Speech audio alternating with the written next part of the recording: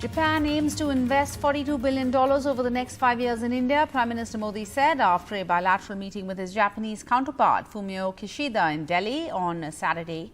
The two sides inked 6 agreements providing for the expansion of bilateral cooperation in a range of areas, besides firming up a separate clean energy partnership. मुझे प्रसन्नता है कि हमने 2014 में निर्धारित 3.5 trillion Japanese yen का investment target पार कर लिया गया।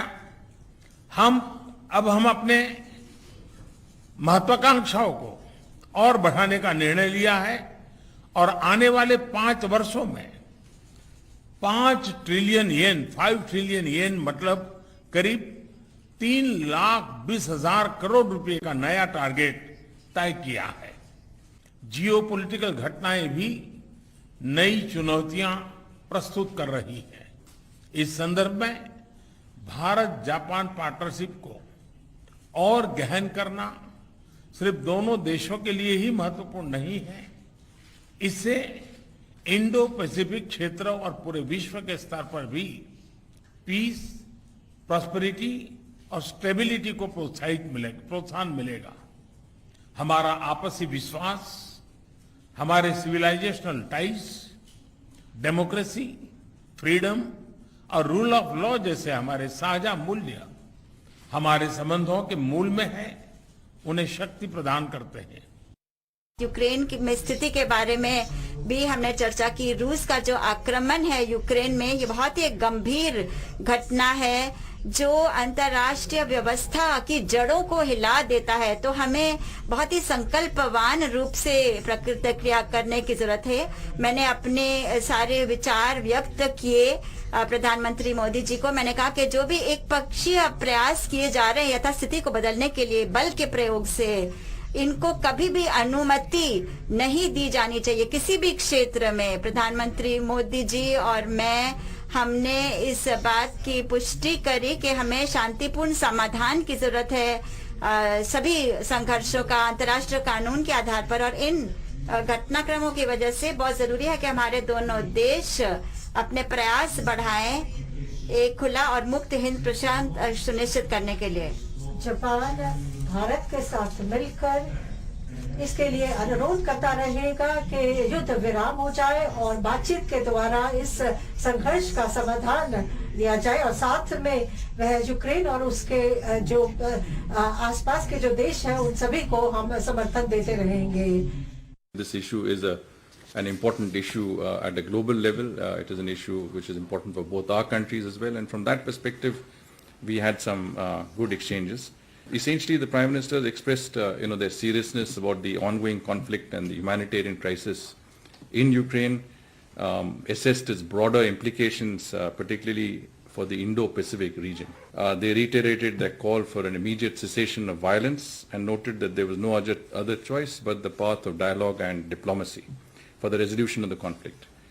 The leaders affirmed that they would undertake appropriate steps to address the humanitarian crisis in Ukraine.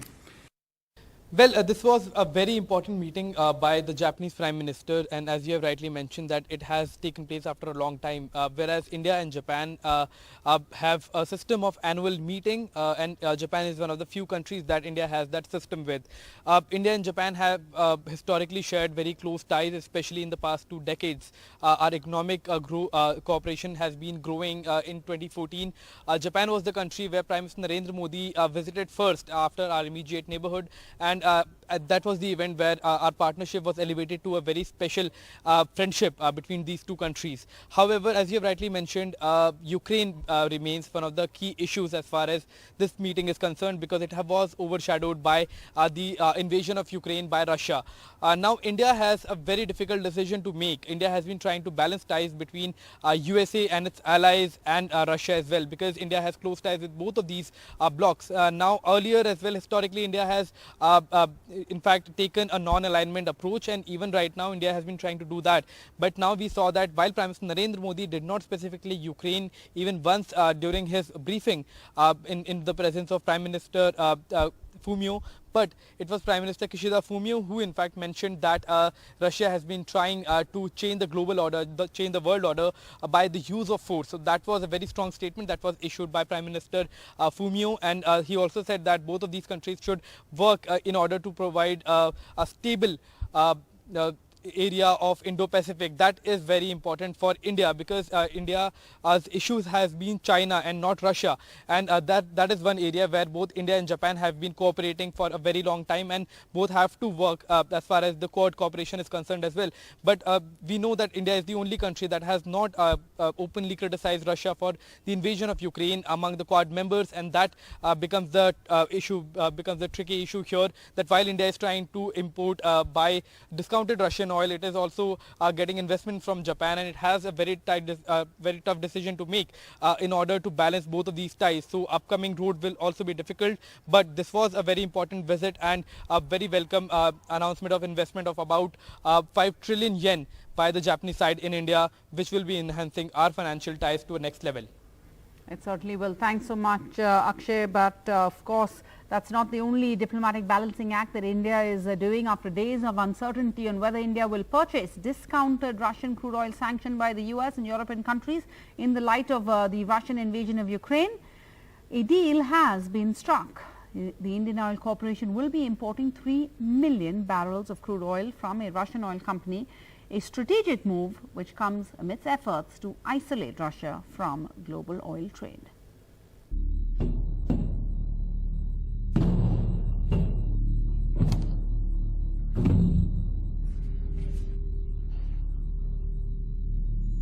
More than 3 weeks into Russia's invasion of Ukraine, India has decided to import crude oil from Russia at a discounted rate. Sources have told NDTV that the Indian Oil Corporation has finally contracted a deal with a Russian oil company for import of 3 million barrels of crude oil.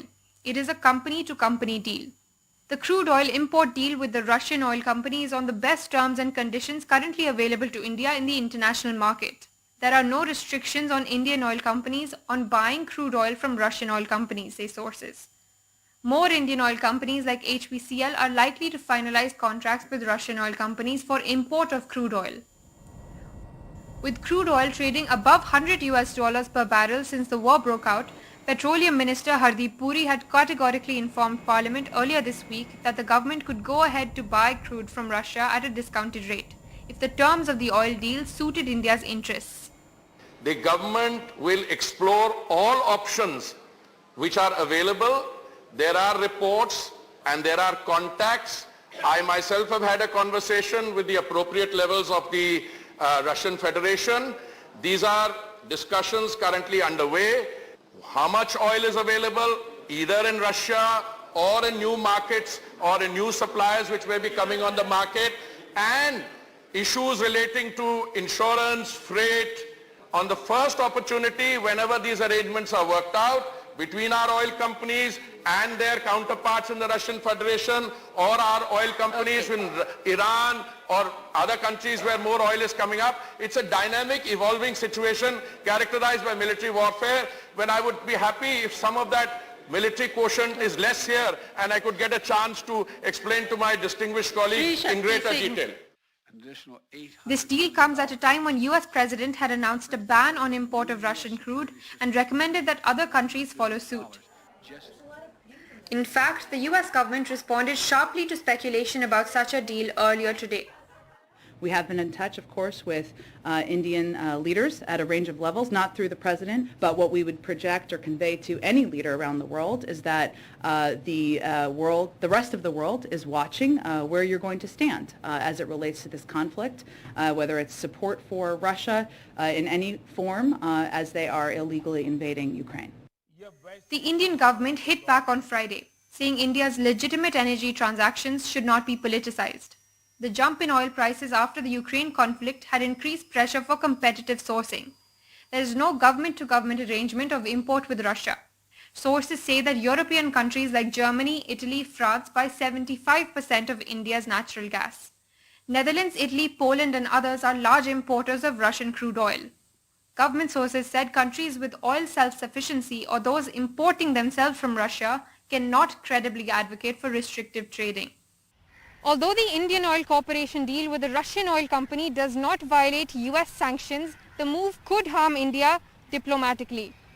The government, however, does stand by the decision, citing the needs of our economy and the hypocrisy of Western criticism.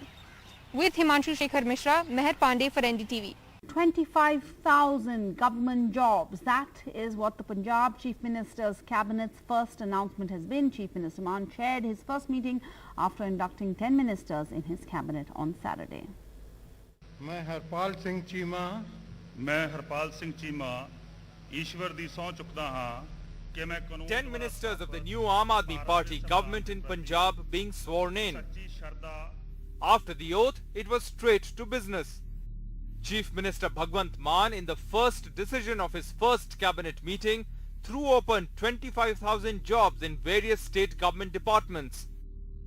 ਅੱਜ ਪੰਜਾਬ ਦੀ ਨਵੀਂ ਬਣੀ cabinet ਦੀ ਪਹਿਲੀ meeting ਸੀ ਤੇ ਮੈਨੂੰ ਦੱਸਦਿਆਂ ਤੁਹਾਨੂੰ ਬਹੁਤ ਖੁਸ਼ੀ ਹੋ ਰਹੀ ਹੈ ਕਿ ਪਹਿਲੀ ਮੀਟਿੰਗ ਦੇ ਵਿੱਚ ਹੀ ਅਸੀਂ ਆਪਣਾ ਵਾਅਦਾ ਪੂਰਾ ਕੀਤਾ ਹੈ 25,000 ਸਰਕਾਰੀ ਨੌਕਰੀਆਂ ਉਹਦਾ ਜਿਹੜਾ ਏਜੰਡਾ ਉਹ ਜਿਹੜਾ ਕੈਬਨਿਟ ਦੇ ਵਿੱਚ ਅੱਜ ਪਾਸ ਹੋਇਆ ਹੈ ਜਿਹਦੇ ਵਿੱਚ 10,000 ਪੰਜਾਬ ਪੁਲਿਸ ਦੇ ਵਿੱਚ ਨੇ ਅਲੱਗ-ਅਲੱਗ ਅਹੁਦਿਆਂ ਤੇ ਅਤੇ 15,000 ਅਲੱਗ-ਅਲੱਗ ਗਵਰਨਮੈਂਟ ਦੇ ਡਿਪਾਰਟਮੈਂਟ ਬੋਰਡ ਤੇ ਕਾਰਪੋਰੇਸ਼ਨਾਂ 'ਚ ਨੇ.